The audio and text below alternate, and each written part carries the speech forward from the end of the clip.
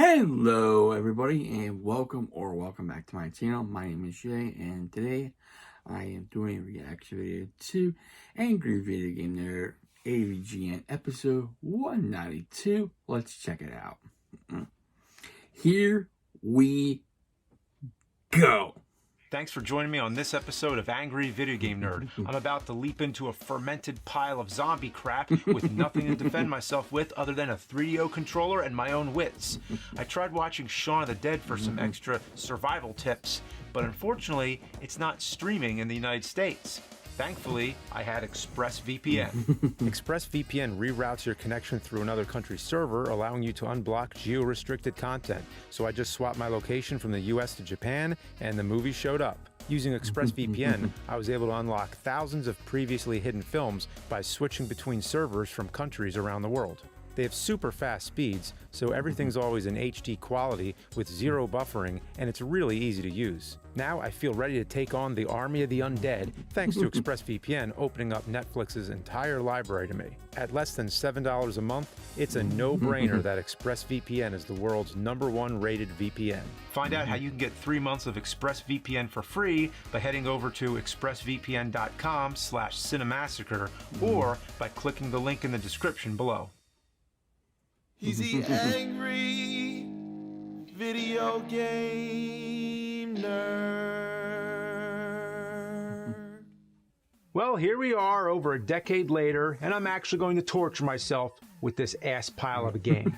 I first mentioned Corpse Killer in the Sega Cd episode way back in 2007, so I shelved it and haven't thought about it since then, which is like pissing up a drainage pipe. It comes right back. It's also like on Thanksgiving when your family's sitting around the couch watching football after dinner, just blowing hot turkey farts into the cushions. Then a week later, you plop down on the couch and that week-old turkey fart cloud envelops you. Well, that's Corpse Killer. And now, after all that time, I'm still not reviewing the Sega CD version. I'm reviewing the 3DO version instead. Why is that? Because they're all the same. You couldn't even take two shits as identical as this shit. It was on PC, Macintosh, and if you really want to get down to business, there's the Sega CD 32X version, meaning you have to own both shitty consoles just to play the same thing. Wow. First of all, how does that work? One system uses cartridges and the other uses CDs. It's not like the game is a compact cartridge disc hybrid. I know that would be pretty amazing, but it's just a CD. Second, what kind of marketing tactic was that? The 32X alone was a failure, so making special games that require both 32X and Sega CD was just forcing a failure on top of a failure. And since they only made 6 games like this, I'm guessing it didn't do too well. There's also an enhanced version on the Saturn, Corpse Killer Graveyard Edition. It's still pretty much the same, but it goes full screen and even has zombies that get all up in your face. What really wrenches my taint, though, is the fact that someone ported this abomination to modern consoles. There's a copy for the PS4 and the Switch in full HD. Really? Corpse Killer in high definition? More like high defecation. The fact there's still enough demand for a game this shitty, even today, blows my mind. With all the actual good shit out there that deserves a remake or HD edition, we get Corpse Killer on the PS4. What the hell, man? So, what is Corpse Killer? Or more specifically, what is a corpse killer? How could anyone kill corpses? It would be like toasting toast in a toaster. Once it's toast, that's what it is. It used to be bread, so you never put toast in a toaster. Actually, that's not true. If you're not satisfied with how toasted your toast is, you could put it back in the toaster. Come to think of it, I do that all the time. Because it's not like you can see the toast when it's in the toaster. You can't tell if that toast is as pale as a ghost or overdosed to utmost roast. What game are we talking about now? Corpse Killer. Oh yeah, Corpse Killer. I will not say toast for the rest of this goddamn review.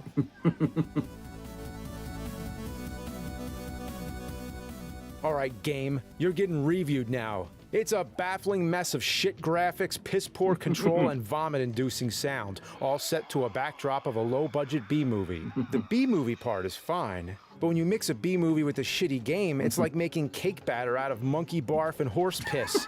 All the live-action scenes were directed by John Lafia, the writer of Child's Play and director of Child's Play 2. No kidding. Sandwiched in between the cutscenes are levels where you play as a nameless Marine and walk slowly to the right on some jittery-ass backgrounds. Scale and perspective have absolutely zero meaning on this island.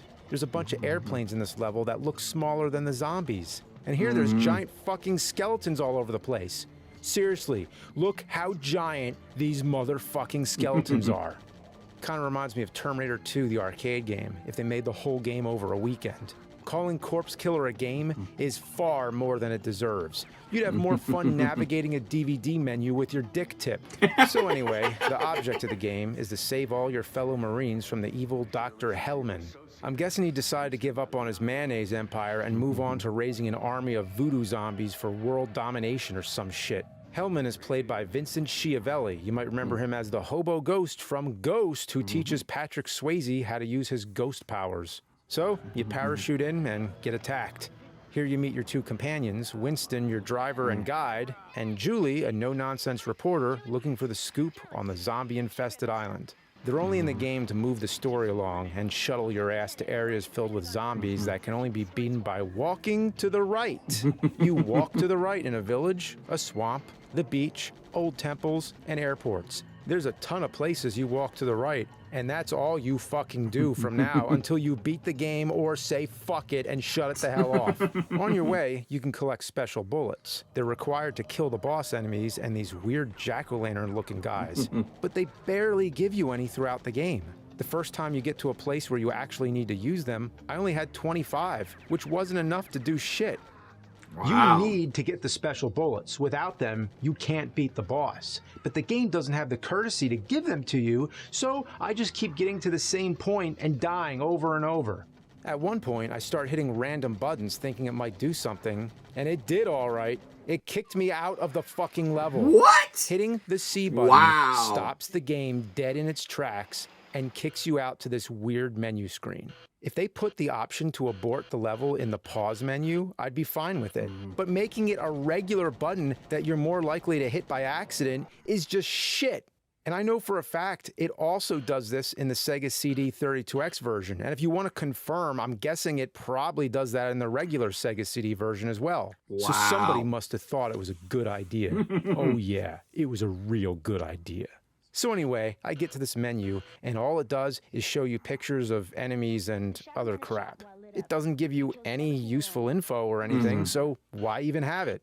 Eventually, I found out how to get back into the game by selecting the map. This is where the game switches things up a bit. You can go back to the main game, but it starts you at the beginning no matter how far you got. This really scraped my scrotum. I hit one fucking button by accident and I'm booted back to square one. If you want, you could actually do some side quests also. Depending on what you choose, you can do missions that get you health power-ups, special ammo, or you can choose to do quests for Winston or Julie. If you help Winston, he just finds a bunch of treasure and talks more shit. That's it. It has absolutely no bearing on the game whatsoever. If you help Julie, you get some backstory into the events in the game. All in all, these quests are just a waste of fucking time. The last thing I want to do when I'm playing a horrible mess of a game is extend the duration of suckery and do unnecessary garbage. So the first level you have to beat is Zombie Town. It's just a giant wall with zombies throwing a bunch of crap at you. It's pretty easy, but you have to play the same exact level like 5 fucking times throughout the game. Wow. After you beat it, you can either choose the village or the swamp.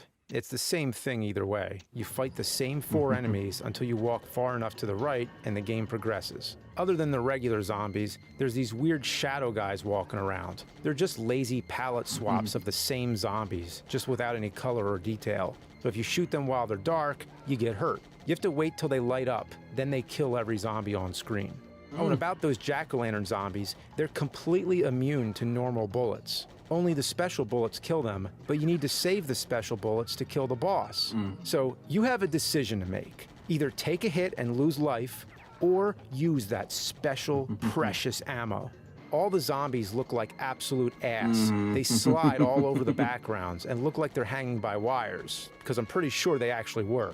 Some are wearing whatever clothes they showed up in, and others have shitty Halloween masks on. They look like they just went into the Halloween section of a dollar store and bought up anything they could on November 1st. You eventually make your way inside the fortress, which is filled with a bunch of middle-aged dads in pink shirts. I guess they're zombies, but they look like a bunch of golfers wandering around an ancient temple. Eventually, one of the zombified Marines attacks you, and you have to turn them back by using the special ammo. That is, if you have any by this fucking point, because I didn't. I got to this part 5 times and never had enough ammo to finish it.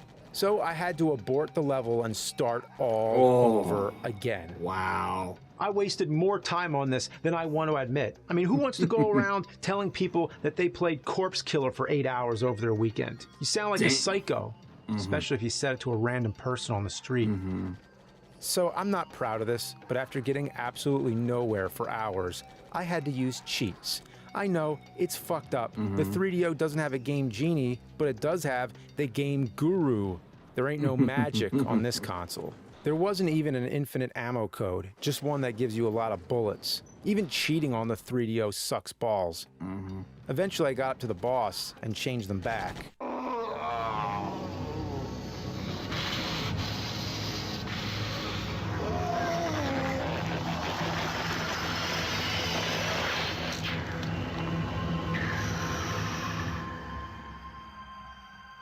I gotta say, I really hate this game, but it's kind of hilarious. After you change your buddy back, you hang out with them and drink some shit out of a skull that replenishes your health, and then head back to defend the graveyard. So the graveyard serves as your home base in all this. I mean, that's pretty smart.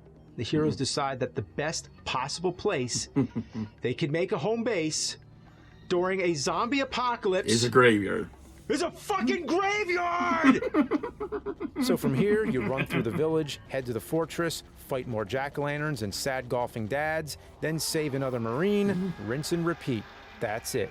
Oh, and every time I go through a cycle of levels, I have to reset, delete my previous save, then go back to the Game Guru to put the code back in. If Merriam-Webster called asking for the dictionary definition of tedious, I'd say this right here. All that shit just so I can see these Oscar-worthy cutscenes.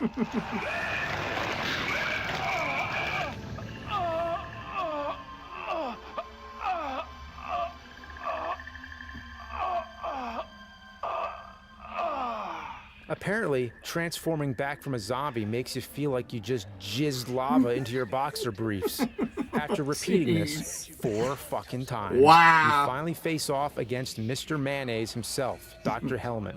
And it's one of the most incredible sights I've ever seen in FMV history. And I say that without an ounce of sarcasm. Because we are the new order!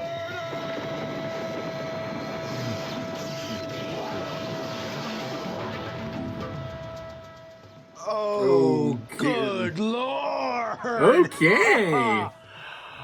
The final boss of this game is a JPEG of Vincent Schiavelli's face, spitting an endless stream of zombies at you. Wow. You know, I'd find this whole fight hilarious if it weren't the most frustrating thing possible. Basically, I don't even know if I'm winning or not. Zombies just shoot out infinitely as the picture shifts around and gets more and more ugly. The problem with this fight is you have to beat 2 levels before it. And if you get hit on either of those levels, chances are you're completely fucked for the boss fight. Really? Seriously, this fight goes on forever. Hundreds of zombies fly at you, literally hundreds. I spent about an hour on this fight alone because I died about a shitload of fuck times. Damn. It was demoralizing. It's okay. Death is really, really cruel. Imagine trying to build something out of Legos, but every 5 minutes someone comes into the room, smashes what you've built, and shits on them. And then you have to start over using the poopy Legos. That's what this boss is in a nutshell. If you actually manage to beat this shit, you get treated to a hilarious death scene.